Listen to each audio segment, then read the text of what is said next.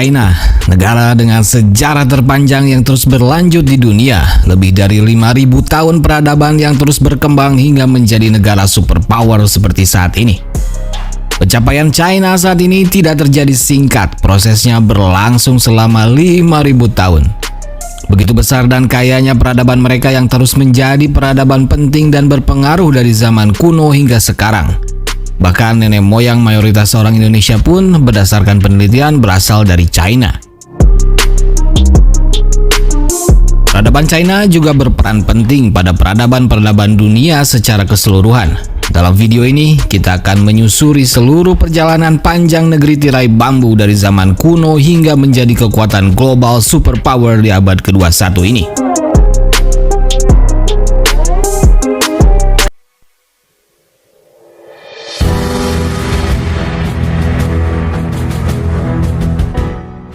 Dinasti ini membangun Grand Canal yang menghubungkan China Utara dan Selatan.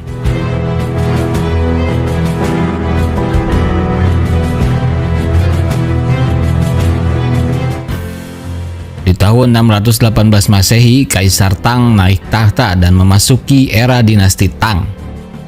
Inilah era di mana seluruh negeri kembali stabil, agama Buddha mencapai puncaknya dan menjadi agama utama yang dianut kerajaan dan hampir seluruh rakyat Tiongkok. Kemakmuran kembali diraih, kemajuan seni budaya dan puisi pun mencapai era keemasannya.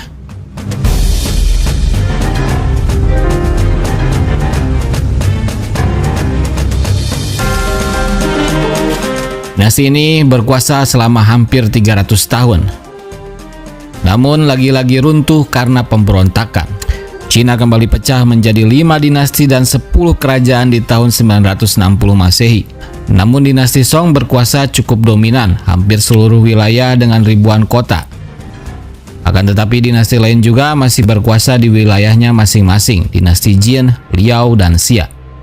Di masa ini, Cina cukup stabil, tak ada peperangan. Peradaban China pun berkembang pesat dan menjadi peradaban paling maju di dunia. Mereka menemukan kertas, percetakan, kompas, dan bubuk musiu yang menjadi awal mula ditemukannya senjata api yang merubah dunia selamanya. Di masa ini, China juga sudah menggunakan uang kertas dan mereka yang pertama membuatnya di dunia. Ribuan sekolah dibangun, ribuan sarjana dan ilmuwan pun lahir. Penemuan demi penemuan pun terus memperkaya peradaban China yang sangat maju di masa ini. Eksplorasi ke Asia Tenggara dilakukan, mereka melakukan perdagangan internasional dengan kompasnya, termasuk ke Indonesia.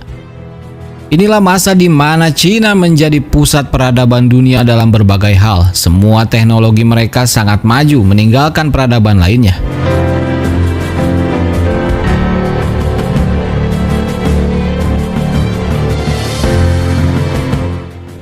Namun justru di masa keemasan ini, sekelompok orang-orang barbar dari utara yang tak beradab, tak mengenal tulisan, sangat terbelakang datang menyerang. Mereka lah bangsa Mongol, dipimpin Kubilai Khan. Mereka menyerang China dimulai dari dinasti Jin.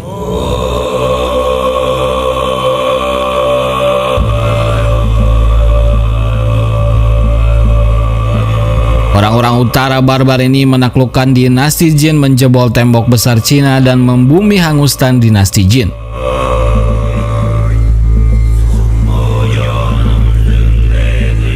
Mereka mendirikan dinasti Yuan dan terus bergerak menaklukkan dinasti terbesar saat itu, yaitu dinasti Song, sampai tak berbekas. Dinasti lainnya pun ditaklukkan Kubilai Khan sampai seluruh Cina berada di bawah kekuasaannya. Invasi Mongol ini terjadi sangat cepat dan benar-benar mengerikan, sangat brutal dan kejam. Mereka tak hanya membunuh seluruh keluarga kerajaan, tapi juga penduduknya. Sampai-sampai penduduk China berkurang setengahnya, dari 120 juta menjadi tersisa 60 juta dalam kurun waktu 20 tahun invasi.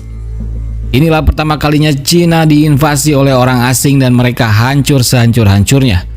Peradaban ribuan tahun mereka yang sudah sangat maju seketika lenyap oleh ganasnya invasi Mongol. Padahal Mongol secara peradaban mereka jauh terbelakang, namun secara kekuatan militer mereka amat sangat unggul sehingga mudah menaklukkan China. Dinasti Yuan Mongol pun berkuasa hampir 100 tahun. Tak ada perkembangan berarti. Namun dinasti ini mampu menyatukan rakyat Tiongkok untuk bersatu melawan mereka. Di tahun 1368, Zhu Yuanzhang dari suku Han bersama para petani memberontak. Dan setelah 20 tahun berperang, mereka pun berhasil meruntuhkan dinasti Yuan Mongol dan mengusir Mongol dari negerinya.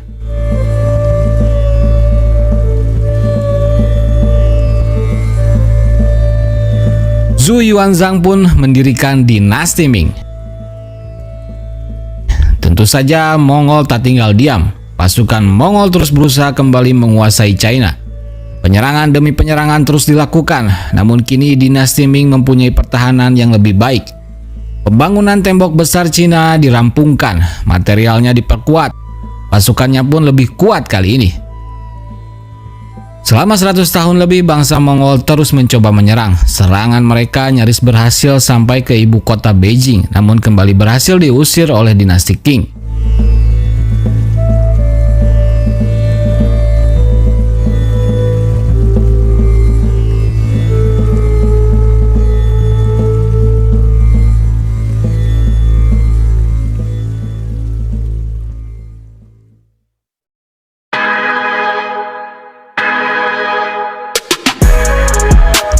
Tahun 1644, suku Manchu memberontak. Peperangan besar kembali terjadi hingga menewaskan 25 juta orang.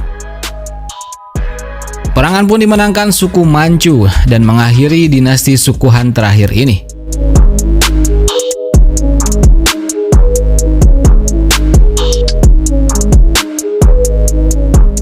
Dinasti Qing pun didirikan dan inilah dinasti terakhir China.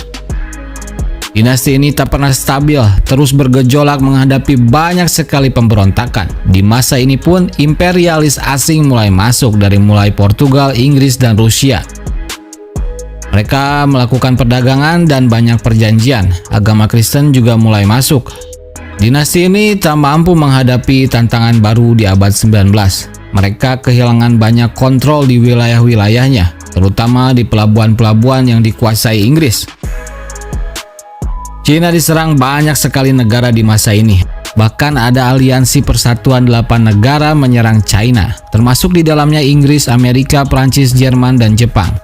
Serangan ini sampai menghancurkan Beijing. Semua tekanan akhirnya membuat dinasti ini runtuh. Kaisar terakhir mereka, Xuantong, pun turun tahta. Dipimpin Sun Yat-sen, China berevolusi menghapus sistem kerajaan menjadi Republik China pada tanggal 12 Maret tahun 1912.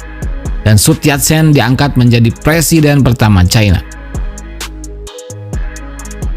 Namun China masih belum bersatu. Berbagai konflik masih terus terjadi hingga Jepang mulai menyerang di tahun 1937. Jepang terus masuk hingga bisa menduduki dan menjajah China. Di saat inilah semua pihak yang berseteru mulai bersatu melawan Jepang. Di tahun 1945, akhirnya Jepang menyerah setelah Perang Dunia Kedua usai. Namun setelah musuh bersama mereka ini pergi, perang saudara kembali berkecamuk. Hingga akhirnya Partai Komunis Mao Zedong berhasil menang dan mendirikan negara baru saat ini di tanggal 1 Oktober tahun 1949, yaitu Republik Rakyat China.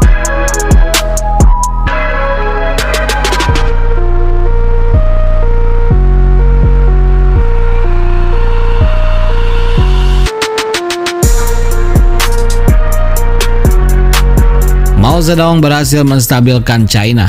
Ia pemimpin yang kuat, meletakkan banyak pondasi bernegara. Ia juga bisa meredam semua gejolak. Mao Zedong juga berhasil membuat reformasi ekonomi. Dan para penggantinya berhasil membuat Cina semakin maju, terutama sejak zaman Zhu Rongji yang memberlakukan hukuman mati untuk para koruptor. Ia mempersiapkan 100 peti mayat untuk dirinya dan pejabat yang berani korupsi. Sejak itulah China terus berkembang pesat dari negara miskin berkembang kini menjadi negara superpower dunia di bawah Xi Jinping.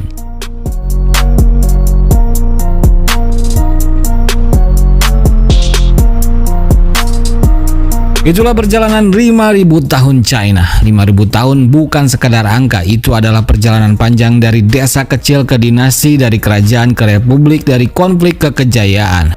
Dan perjalanan itu belum selesai. Mereka ingin bertahan hingga 5.000 tahun selanjutnya. Oke brother, semoga kita bisa memetik banyak pelajaran dan inspirasi dari 5.000 tahun perjalanan negeri China. Sampai jumpa lagi di video berikutnya. Teori alternatif pamit, assalamualaikum warahmatullahi wabarakatuh. Thank you.